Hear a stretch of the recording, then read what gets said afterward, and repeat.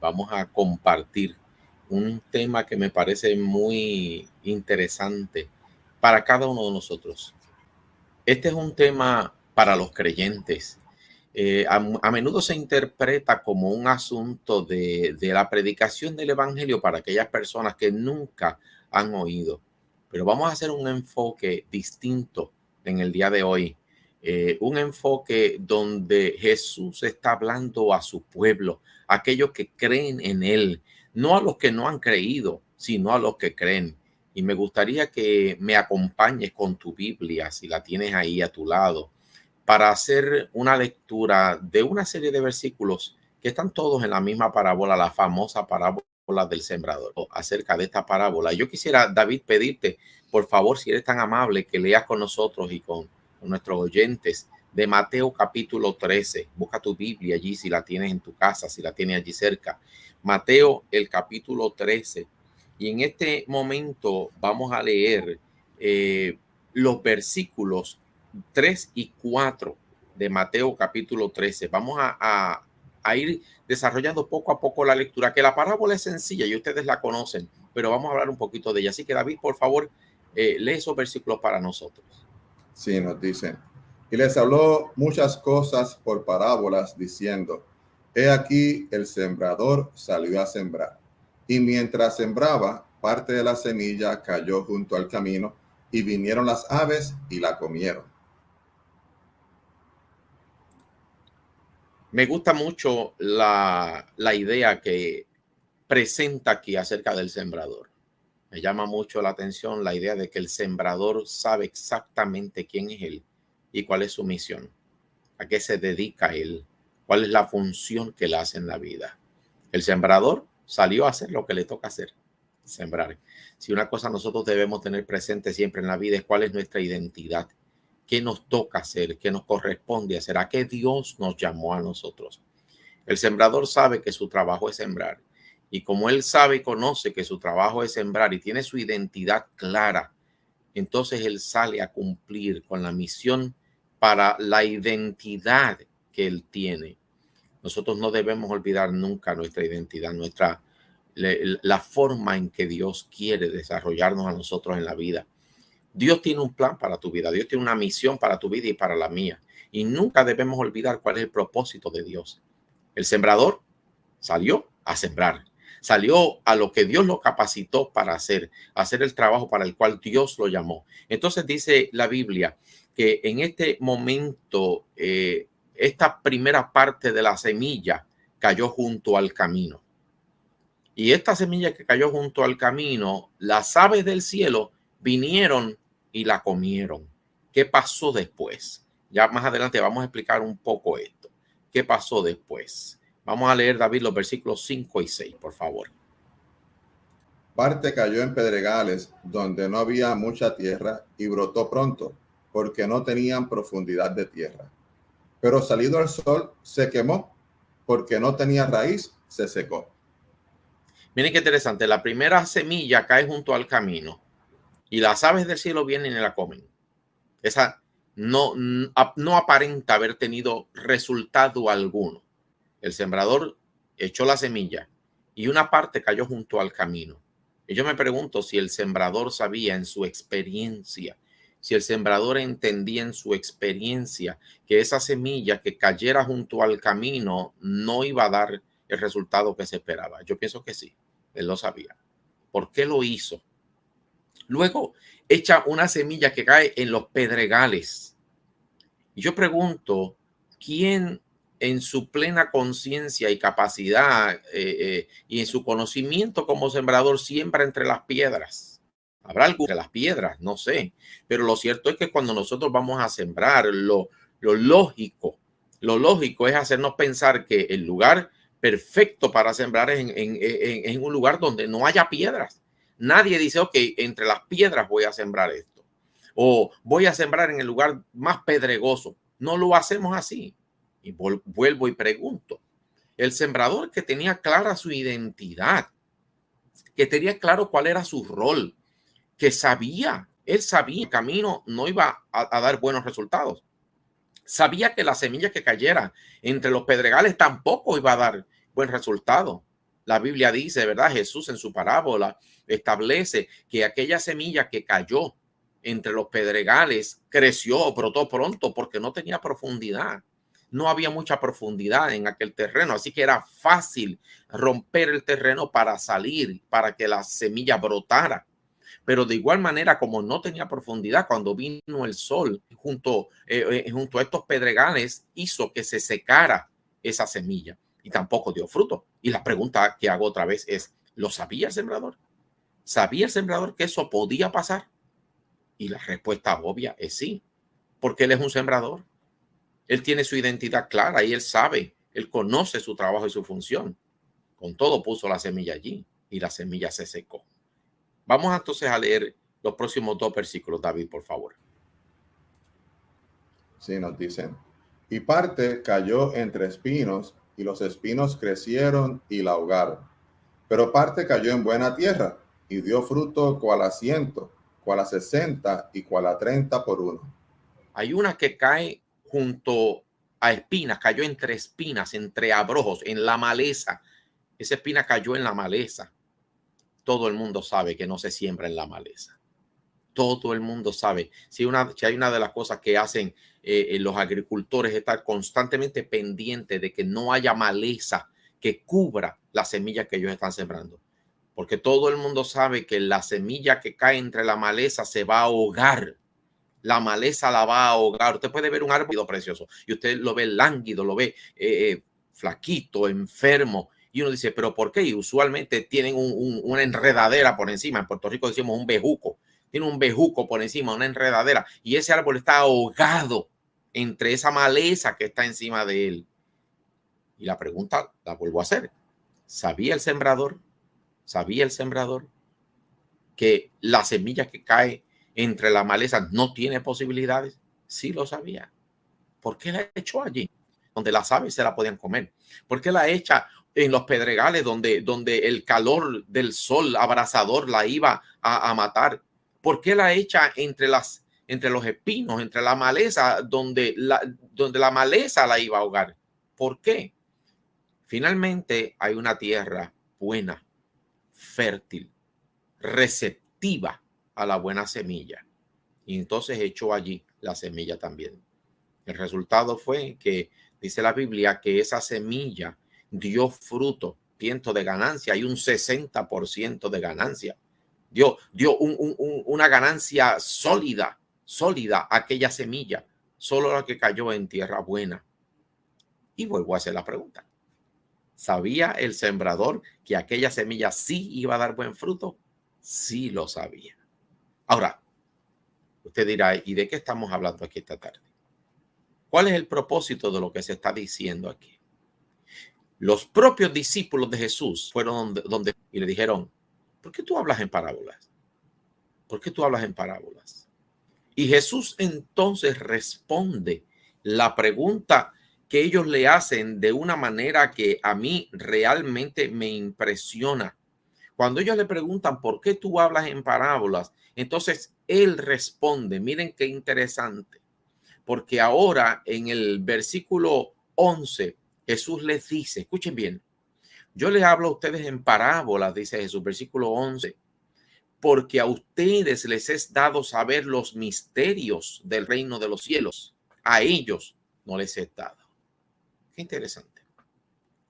A ustedes, le dice Jesús, a los discípulos, les es dado conocer los misterios del reino de los cielos, pero a ellos, y ese ellos a quien hace referencia a Jesús, es a los líderes de Israel que caminaban allí, que escuchaban la palabra que él predicaba, pero lejos de asimilarla, lejos de permitir que esa palabra creciera en ellos, que esa semilla que Jesús sembraba creciera en ellos, permitían que los afanes de la vida o que las situaciones diarias o simplemente su propia incredulidad y la dureza de su corazón no permitía que esa semilla creciera.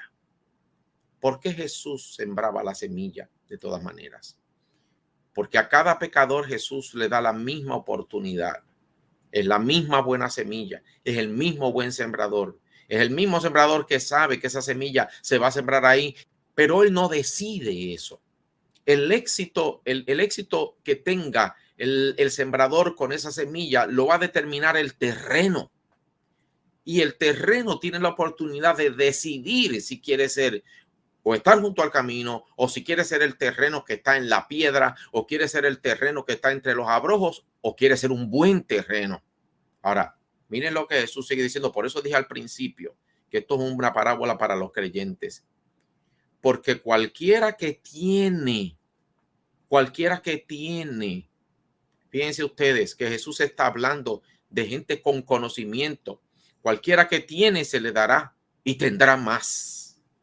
Cualquiera que tiene se le dará y tendrá más. Dios quiere bendecirnos con su palabra, más todavía con su palabra, para que estemos alimentados, para que nosotros seamos productivos en nuestra vida espiritual. Pero mucha gente no quiere. Mucha gente no quiere. Mire qué interesante. Luego dice, pero el que no tiene, ahora si ustedes se fijan, Jesús estaba hablando con gente que conocía la palabra de Dios. Así que ese no tiene es una forma quizás de decir no tiene porque no quiere tener. No tiene porque ha cerrado su corazón a la palabra que Dios le da. A ese que no tiene le será quitado. Miren ustedes ahora. Por eso les hablo en parábolas, porque ellos viendo no ven y oyendo no entienden. Ahora, miren ahora. De manera que se cumple la profecía de Isaías que dijo, de oído oiréis y no entenderéis, y viendo no veréis y no percibiréis. Interesante. ¿Por qué razón?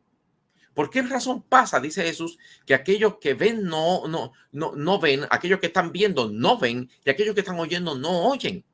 Porque no tienen la intención de ver, porque su corazón está endurecido y no quiere ver. Porque su corazón está endurecido y no quiere escuchar y se niega a escuchar. Así. ¿Han visto ustedes cómo las relaciones humanas a veces se deterioran porque hay alguien que no quiere escuchar a la otra persona? ¿Han visto ustedes cómo las relaciones humanas se deterioran a veces porque hay gente que no quiere ver la realidad de unas situaciones que están pasando? Y Jesús dice, hay gente que no quiere abrir su corazón para darse cuenta de la palabra que yo le doy. ¿Por qué razón? Hay una razón para eso. Porque el corazón de este pueblo, dice Jesús, se ha engrosado, se ha engordado.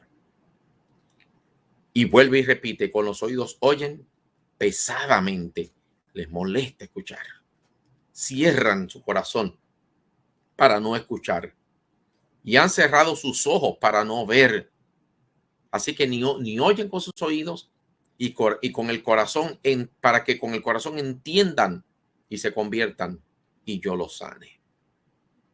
Ahora, eso cuando yo lo comparo con la actitud de la iglesia de la Odisea en Apocalipsis capítulo 3, llama la atención el hecho de que la Odisea es una iglesia que tiene conocimiento. La Odisea no es una iglesia que no ha alcanzado el conocimiento, pero tiene un problema bien serio. El problema de la iglesia de la Odisea en el capítulo 3 de Apocalipsis es que esa iglesia ha engrosado su corazón. Su corazón está lleno, se siente satisfecho, se siente rebosante. Dice, no tengo necesidad de nada, soy rico y me he enriquecido y de nada tengo necesidad. Y no se ha dado cuenta, dice Jesús, de que es un pobre, ciego, miserable y desnudo. Y Jesús entonces le hace una invitación a comprar lo que verdaderamente va a ser medicina para sus ojos, para que pueda ver, porque no sabe que es ciego, que es miserable y que es desnudo, no se ha dado cuenta. Y esa actitud no deja que la semilla crezca. ¿Cuál es el principal problema que tiene la Odisea? Ese grupo del tiempo del fin, justo antes de la segunda venida de Cristo, cuando el pueblo necesita más estar cerca de Dios, cuando necesitamos más tener comunión con Dios e intimidad con Él. Lamentablemente a veces nos hemos resignado o nos hemos conformado, es la palabra, nos hemos conformado con la idea de que tenemos conocimiento, pero no hemos sido un buen terreno. ¿Cuál es el problema que tiene este grupo en el tiempo del fin? Bueno, El problema mayor de este grupo en el tiempo del fin no es la falta de conocimiento. Tiene conocimiento. El problema de este grupo en el tiempo del fin no es que no ha estudiado la palabra, ha estudiado la palabra. Doctrinas profundas, conocimiento amplio, ha ganado riqueza en el terreno del conocimiento, ha ganado riqueza en el terreno del saber. Puede explicar mejor que nadie las escrituras. Puede debatir, puede esgrimir argumentos con relación a las escrituras. En el tiempo del fin sucede como en esta parábola que Jesús está presentando aquí. Esta parábola que Jesús presenta no está presentando la condición de gente que no ha creído en él y que no ha conocido. Está presentando la condición de un terreno o se ha mantenido en la sequedad del camino, o se ha mantenido agobiado con tantos asuntos de la vida que son triviales muchas veces, y se ha conformado con la idea de que soy terreno y de que voy a recibir semilla, sin darse cuenta de que su corazón se ha vuelto infértil, porque se ha vuelto duro, se ha vuelto desafiante y retante a lo que Dios quiere con todo, y que ha tenido capacidad de esgrimir argumentos y de hablar sobre la palabra con mucha fluidez, pero tiene un problema. ¿Cuál es el problema? El problema que tiene la Odisea está en Apocalipsis capítulo 3, versículo 20, que dice Jesús: he aquí, y yo estoy a la puerta y llamo. Y usted dice, eso es un problema. ¿Y por qué eso es un problema? Te voy a decir por qué eso es un problema. Cuando la puerta, Jesús está fuera del corazón de la Odisea. ¿Quién es la Odisea? Yo no voy a entrar esta tarde a definir en términos de decir es tal grupo o este. No voy a entrar en eso, porque yo creo que cada uno de nosotros, cualquiera de nosotros pudiera ser la Odisea.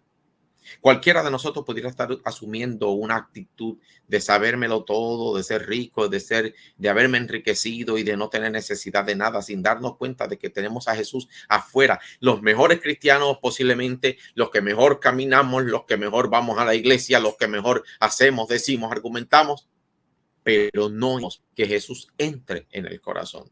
Por lo tanto, carecemos muchas veces de una relación íntima con Jesús. Y en lugar de ser terreno fértil, donde se pueda desarrollar el fruto del Espíritu, amor, gozo, paz, paciencia, benignidad, bondad, fe, mansedumbre, templanza, en lugar de ser ese terreno donde la gente que nos ve, donde nuestra familia que nos ve puede ver el fruto del Espíritu Santo obrando, donde nuestros compañeros de trabajo, donde en la iglesia se puede ver el fruto del Espíritu Santo, somos terreno árido, difícil de trabajar, difícil de llevar frutos. No llevamos frutos muchas veces porque tenemos a Jesús fuera de nuestra vida, porque no hay relación con Jesús, porque en muchos casos la relación con Jesús ha sido sustituida por los formalismos, porque muchos ha sido sustituida por los afanes de la vida, y nos hemos conformado y nos hemos hecho sentir completamente satisfechos con lo que hemos logrado hasta ahora, sin darnos cuenta que el mayor logro que nosotros podemos tener en la vida se llama Jesús en el corazón. Y es triste, mis queridos. Es triste porque cuando le preguntan a Jesús, ¿por qué tú hablas en parábolas? Los discípulos le hacen esa pregunta y Jesús contesta, porque hay gente que me ha conocido, pero ya no más se relaciona conmigo. Nosotros necesitamos desarrollar una relación íntima con Jesús, un terreno fértil, pero solamente eso se logra mediante una relación personal con Jesús. ¿Por qué Jesús entonces echa semilla? ¿Por qué el sembrador pone semilla donde él sabe que no va a tener fruto? Porque la decisión la deja en manos del terreno. La decisión Jesús la deja en manos del terreno. Tú puedes decidir hoy qué terreno tú eres. Y fíjate que no, otra vez te dije, no estoy hablando para gente que nunca ha conocido a Dios, estoy hablando para gente que conoce a Dios. Tú decides hoy qué clase de terreno tú quieres ser. Y si tú vas a permitir que esa semilla dé fruto y tenga éxito la gestión que el sembrador ha hecho. Ningún terreno se queda sin oportunidad. Ninguno se queda sin oportunidad. Pero no todos la aprovechan. Solamente uno aprovecha esa oportunidad de ser un terreno fértil y dar buen fruto. Y mi pregunta es, que eres el terreno que ha conocido, que tiene toda la idea y la capacidad de esgrimir argumentos bíblicos y de profundizar pero al final no hay una relación de intimidad con Jesús. O eres el terreno que todos los días busca esa intimidad con Jesús y ese acercamiento a Él. Que Dios nos ayude, mis queridos. Que Dios te ayude a ti, me ayude a mí, para que seamos constantemente un terreno donde el fruto del Espíritu pueda darse porque es fértil. Que tú seas como el árbol plantado junto a corriente de muchas aguas, como dice la Biblia, cuya hoja no cae, que da su fruto a su tiempo. Que en tu vida y en la mía se pueda dar esa experiencia de florecer como la palmera, como dice el Salmo 92, como el justo que florece como la palmera. Y sobre todo, que hoy tu experiencia de intimidad con Jesús sea real, que no sea algo ficticio, que no te engañes a ti mismo, siendo un terreno que tú sabes que en el fondo eres árido e infértil, y que puedas convertirte en un terreno fértil donde se dé el fruto que Dios quiere. Padre Santo, te damos gracias por tu palabra, pero sobre todo gracias te damos porque tú estás dispuesto a bendecirnos y a proveer la semilla que necesitamos para que el fruto del Espíritu pueda darse en cada uno de nosotros. Ayúdanos, Señor, para que en una relación de intimidad con Jesús nosotros podamos cada día ser un terreno fértil y que otros puedan ver ese fruto. Y por ese fruto, Señor, que ven en nosotros, crean en ti. Bendícenos grandemente y ayúdanos a vivir conocido. Bendice este ministerio y a cada amigo y hermano que se ha sintonizado con nosotros en el día de hoy para escuchar tu palabra, que lleve luz y esperanza y bendición. En el nombre de Jesús. Amén.